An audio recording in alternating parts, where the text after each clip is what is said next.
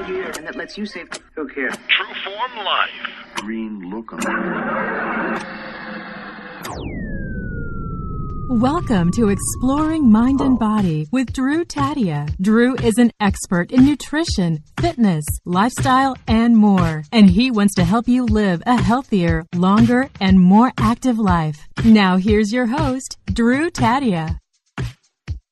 Welcome to another edition of nationally syndicated Exploring Mind and Body. As you just heard, I will be your host today, Drew Tadia. Thank you so much for being here, for tuning in, being a part of our True Form Life community, whether you're listening across the country on terrestrial radio or as a podcast around the world. We certainly wouldn't be here without you. Now, today I have a special guest coming on, Dr. Stephanie Gray, and she is mainly going to focus on anti-aging. Now, we don't love the title or that idea of anti-aging. We both feel, I say Stephanie and I, both feel that that word in particular isn't a great descriptive word for what we're talking about. I think both of us are on the same page with prevention and finding different ways to prevent. But again, we both feel that just because you're getting older doesn't mean we have to accept certain things in our lives, like memory loss, for example, like being less mobile, like being less active. So again, we're talking about why we can continue to do things as we get older.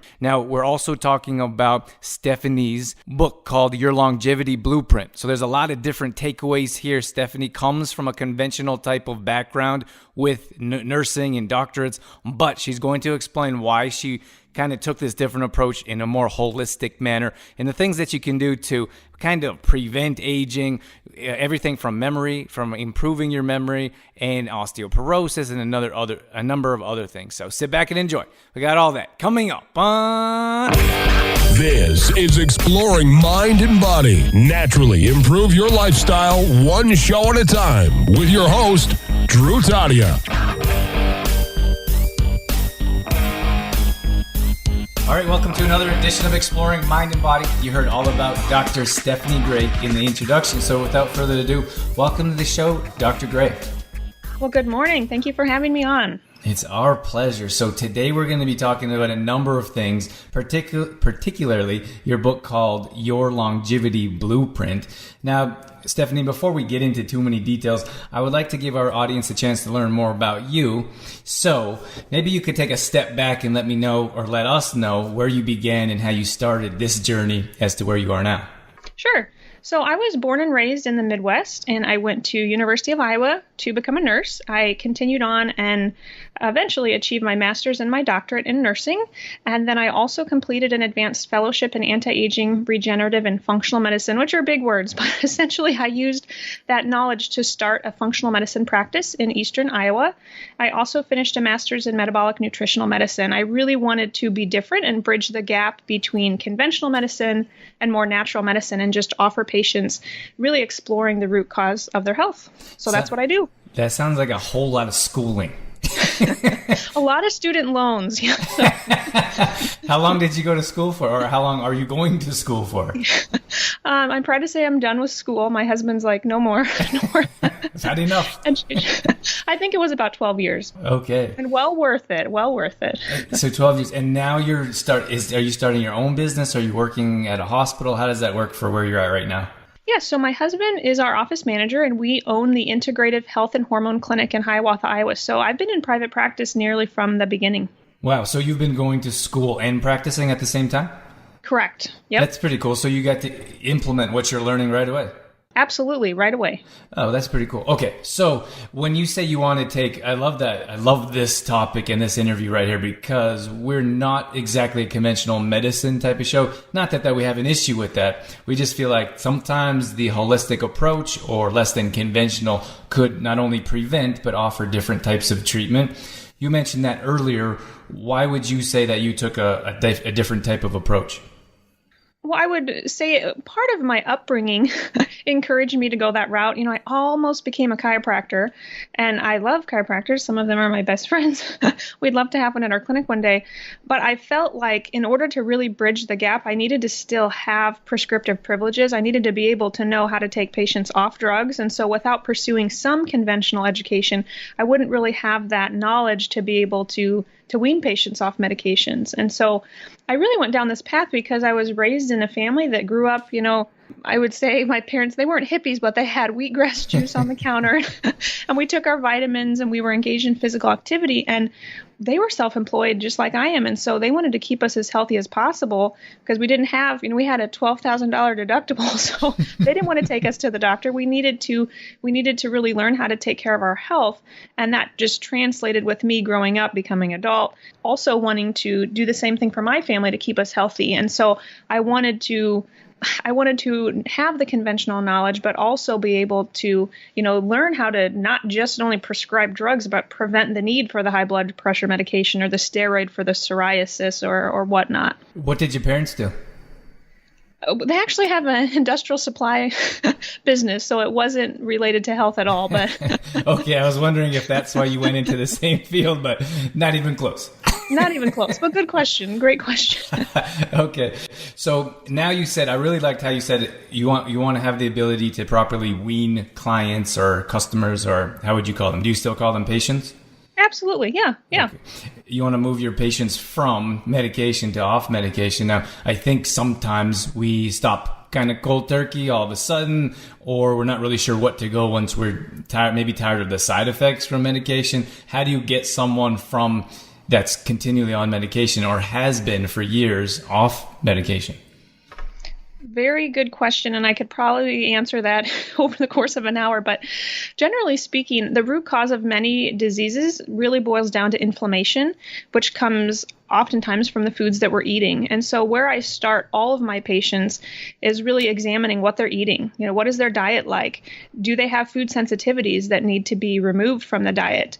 So for instance, if a patient is on, let's just say, medication for their migraines, they may come to me desperate and just saying, I want to get off this migraine medication, but I'm not going to wean them off the medication until they're getting better. So for instance, if we have to take them off gluten or dairy or whatever their triggers are for those migraines, I want them definitely headache free and having made the lifestyle changes first, and then we'll slowly back off on the medication. Same would be true for reflux medication. If we can get at the root cause of the reflux by having them change their diet, we're going to slowly wean down on that reflux medication, or they could have rebound reflux, meaning their heartburn can come back very severely. So for instance, with a reflux medication, I may have a patient cut back from taking the medication 7 days per week to only 6 days per week for a week, and then 5 days per week for a week, and then 4 days. So we're going to move very slowly with patients so that they can monitor if any symptoms are returning. But the weaning process, although patients are very motivated and ready to get off medications,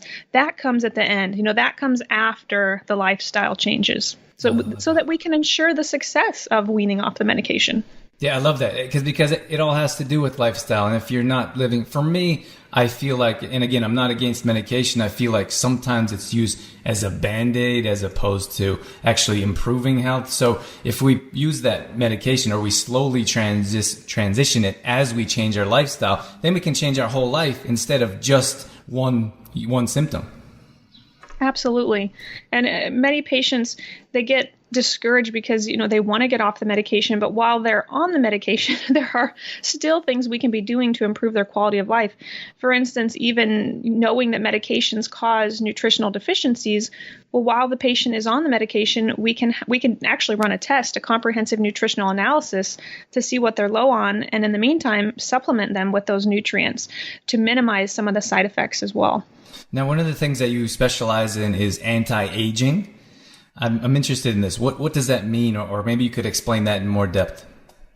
Yeah, I don't know that I really like the word anti-aging, but because we all are going to age. We're aging. We start aging in the womb, even before we're born. That's where aging starts. And so I'm not anti-aging.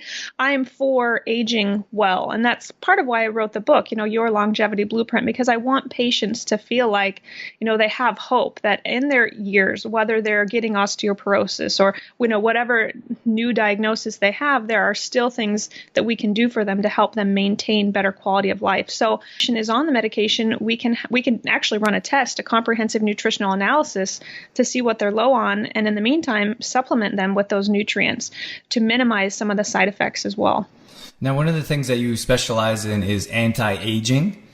I'm interested in this. What does that mean? Or maybe you could explain that in more depth.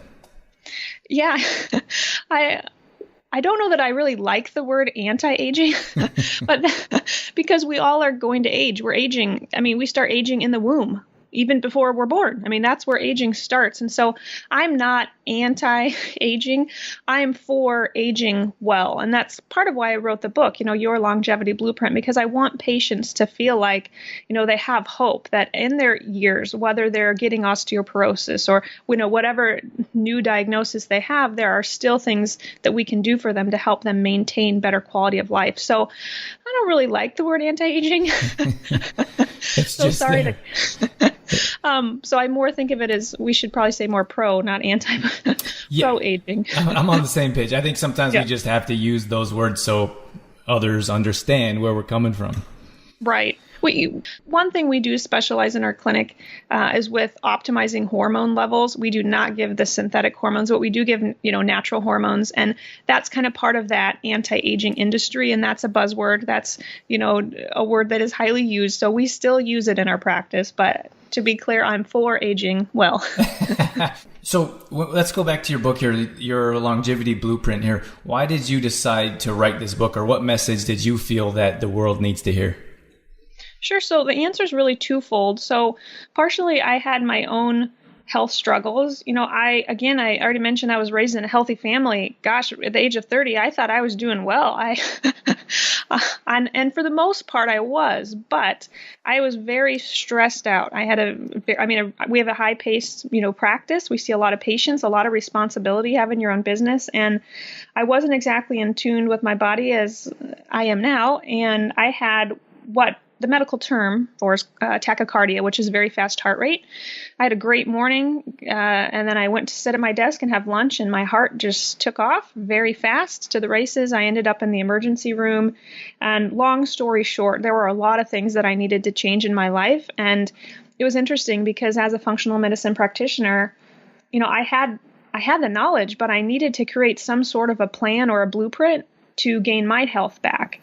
And at the same time, my husband was saying, man, we offer so much at this clinic here. How can we streamline this process so that patients know we're not just a hormone clinic or just a clinic, to help patients with food sensitivities? We needed to outline the 9 steps, really 9 different testing options and body systems that we can help patients with. And so out of my desperation, I ended up creating a 9-step process that I outline in the book that we now utilize with our patients. So 9 steps is quite a bit, especially for a short show. Yeah. Is there? I know 9 steps are probably important. Is there any couple, 1 or 2 that stand out or are extra important? Sure.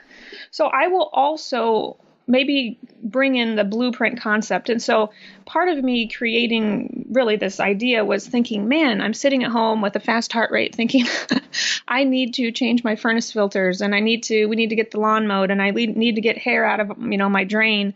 There are so many things we do on a daily or quarterly maintenance for our homes, yet many people don't know what to do for maintenance for their health. And so that maintenance I incorporated into the book. And so what I'm doing with the book is I'm comparing an organ or a body system to a certain section of your home. So when you're asking what the most important pieces are, well, chapter 1 is chapter 1 for a reason. It's all about the foundation. So I'm comparing the foundation of the home and how important it is that you have a strong foundation upon which to build good health or upon which to build your house.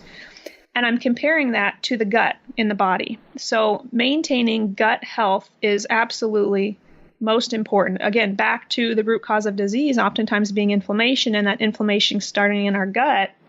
Most patients, well, many of them that come to me don't even know what food sensitivities are, don't even know they should be changing their diet. And so, again, chapter 1 is just extremely important, working to build a very strong gastrointestinal foundation for health. So that's chapter 1. The GI system of the body I'm comparing to the literal, just the foundation of the home. So then chapter 2, I build on that. So I talk about the nervous system and your spine, and I'm comparing, your essentially that system to the framework of the home. And then I build on that and we talk about genetics, and I'm comparing the genetics of your body to the electrical work in the home. And then we just keep building on that, talking about your laundry room and comparing that to your liver and gallbladder, detoxing the body. And then I compare your endocrine system. So really your hormones to the heating and cooling of the home. So I'm just trying to get the audience to kind of realize, oh, there are all these pieces of our home that need to be maintained that are important for us to feel comfortable in our home. And then really think about our body, because I don't want them to neglect, certain organ systems in their body. Maybe for them, cardiovascular disease is their biggest risk based on their family history. So I'm comparing that, keeping your arteries clear, comparing that to the plumbing in the home and how important that is. So hopefully these concepts will help patients just realize, oh man, maybe I've been neglecting that system. Maybe that's where I need to focus next. But with all patients, we start with the foundation. We start with gut health. Tell me about memory loss. Is that something that comes naturally, or is that kind of something like eyeglasses as we get older? Do we tend to feel like we don't have the mind that we used to have? Is that normal? So, the body, as we age, the body, some degree of, I don't even like the word deterioration, happens and as our cells are aging. But there are many things we can do to preserve memory. One being exercise, two, specifically for females, but also for males. A lot of women go through menopause and they forget why they walked in a room. They think, why am I here? What am I doing again? And that memory or that cognitive decline is related to the decline of hormones. And so many times we can improve memory, and I do discuss this in the book in chapter 6, by improving hormone levels. And there are several ways to do that. Another thing we can focus on is really fixing those nutritional deficiencies. Patients, for our cells to function well and for us to have great memory, we need to make sure we're not low on nutrients or essential fatty acids. Our brain is made out of fat. So we need to make sure those patients specifically are getting those healthy fats in their diet.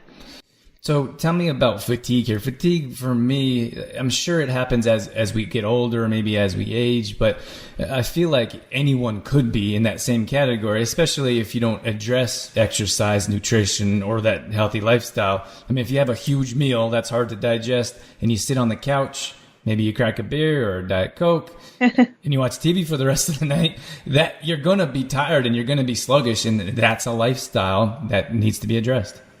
Yes. I could, without going off on a huge long tangent here, I'll tell you kind of how I work my patients up for fatigue. So again, just like you mentioned, obviously I'm going to ask them what they're eating, and maybe that beer they're having is loaded with gluten or yeast or sugar, something that they're just crashing after. And so we will recommend patients have food sensitivity testing done. For me, when I have gluten, I feel like I'm intoxicated.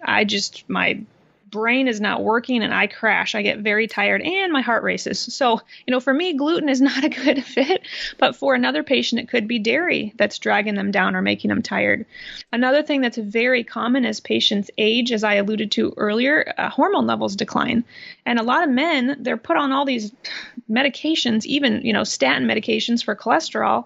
And what they don't realize, and their doctor may not be even thinking about, is the fact that blocking cholesterol will block hormone production. And so they may end up with low testosterone and now they're tired. And then also looking at nutritional deficiencies. So are they low on vitamin D or B vitamins or antioxidants, things that can, again, help fuel their cells and give them energy. And then lastly, I look at patients' toxic load. As you and I are recording this podcast today, we're sitting in front of our computers likely. So we're surrounded by electromagnetic chaos and stress. And that's not healthy. That can make us tired as well. And so that's even something that I'm looking into with my patients, trying to minimize the toxins, whether they're toxins in the environment, chemicals, whatnot, or even the electromagnetic stress that we all are exposed to on a daily basis. So this is just an example of, from a fatigue symptom standpoint. So when it comes to hormone, you mentioned hormones a number of times, especially when it comes to, where you're talking about males in particular.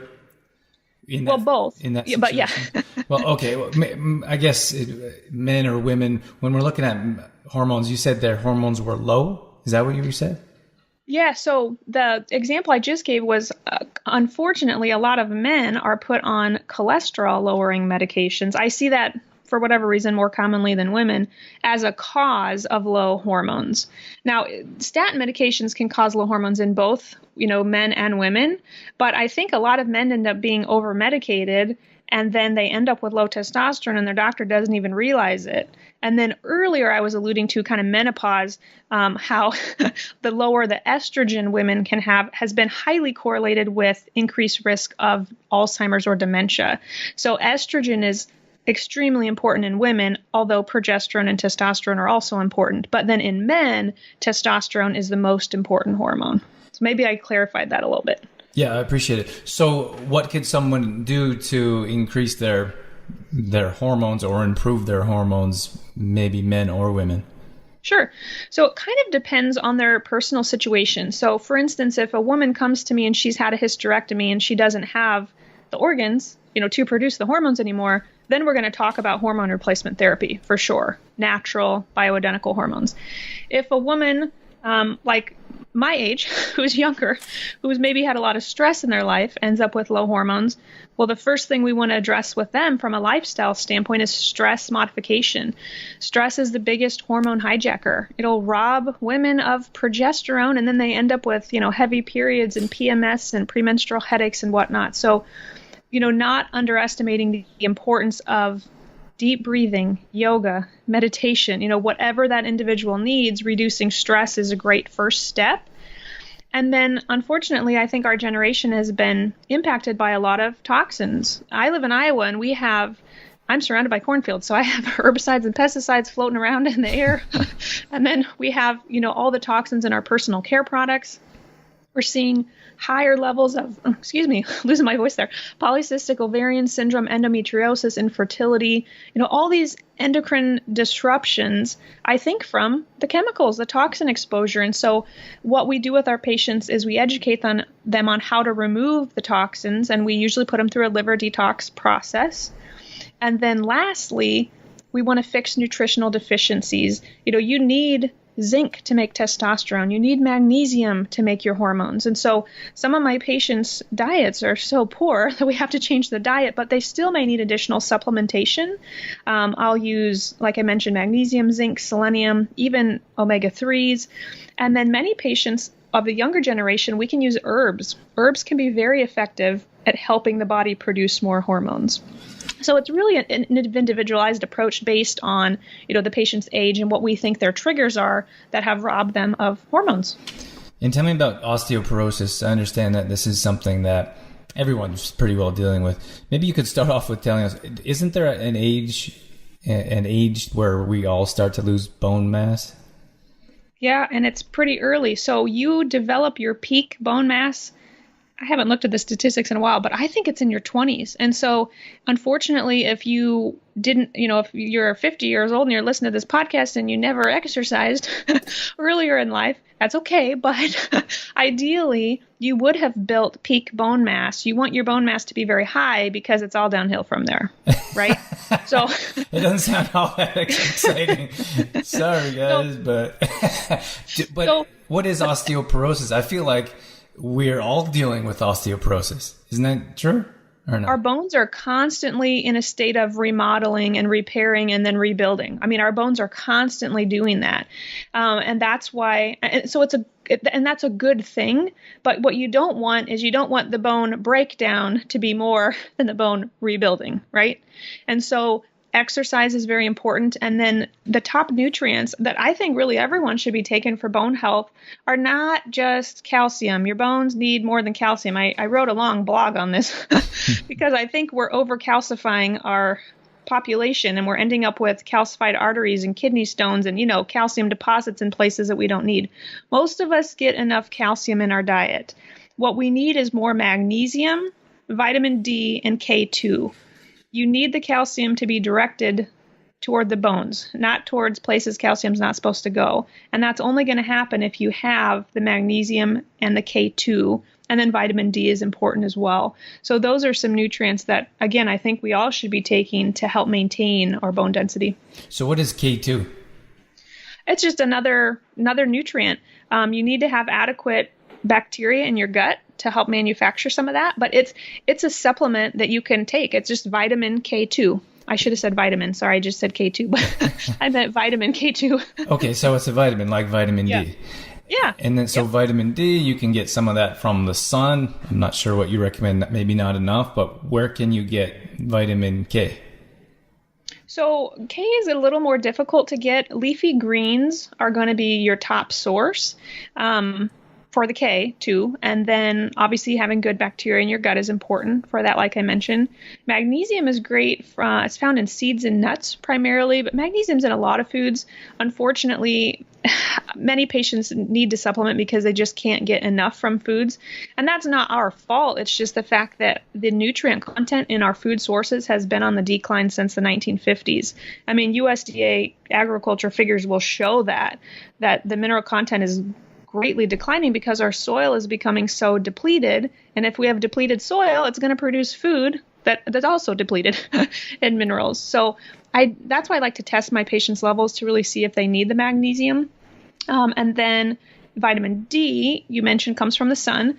And so a dermatologist may disagree with me on this, but I tell patients to go outside without sunscreen, 10, 20 minutes, full sun, and get exposure to vitamin D.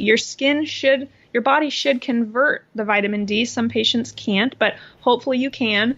And then apply your sunscreen after you get some vitamin D to protect your skin. Yeah, I couldn't agree with that more. I feel like it's kind of contradicting maybe. Like we sit inside all day. Most of us get very little fresh air, sunshine, bright light. And when we go outside, we have sunglasses on, we have sunscreen hats, and we're like, I feel like you're either suntanning and lubing up with baby oil, or you're hiding from the sun. So we're either putting toxins on our body or covering ourselves up, and that's why we're not getting enough of it.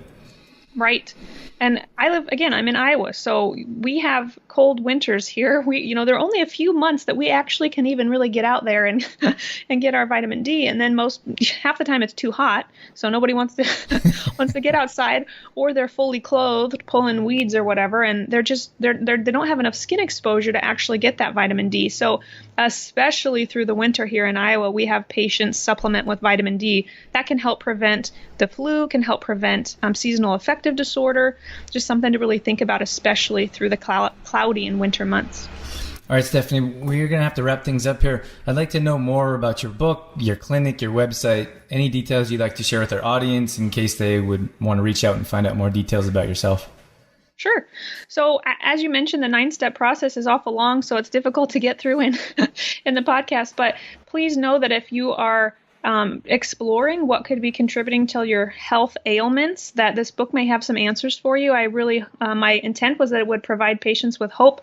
I talk about everything from what's going on in your gut to even, Lyme disease and mold toxicity. So there's a wide variety of topics in the book. You can check out my website, yourlongevityblueprint.com. And if you add //explore, you'll see there is a 10% off code. If you use Explore, you can get 10% off the book and off supplements. We also do carry supplements at our practice. My practice website is ihhclinic.com, and we do consults with patients from all over the United States. So you can check out both of those websites to learn more, and also look for me on social media.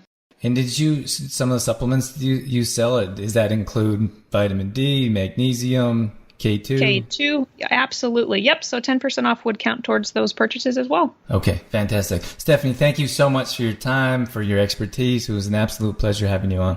Thank you very much. All right, that's going to wrap things up for this edition of Exploring Mind and Body. As always, thank you so much for being here. Thank you for tuning in and sticking around till the end. If you want to check out more shows, you can always go back to our website, exploringmindandbody.com, to check out the past shows. We also have a free app that you can download on any Apple device. You can download the shows and take it with you wherever you go. Trueformlife.com is our main website. This is where we do more fitness, meal planning, grocery shopping lists, and getting you going in the right direction. So check out trueformlife.com for more details about what we have going on there. And if you haven't tried our 10-day fitness challenge yet, we encourage you to give that a shot. It's absolutely free. We get a new workouts sent to your inbox every day, no equipment required, 20 minutes or less. Get in, get out, get on with your day. trueformlife.com/10-day fitness challenge. That's it. That's all I got. I'm out of here. As always, I'm your host, Drew Tadia, in health and fitness for a better world. Thanks for listening. You've been listening to Exploring Mind and Body with Trueform Life's Drew Tadia, fitness expert. To find out more about the show, Drew Tadia, or to listen to past shows, visit exploringmindandbody.com.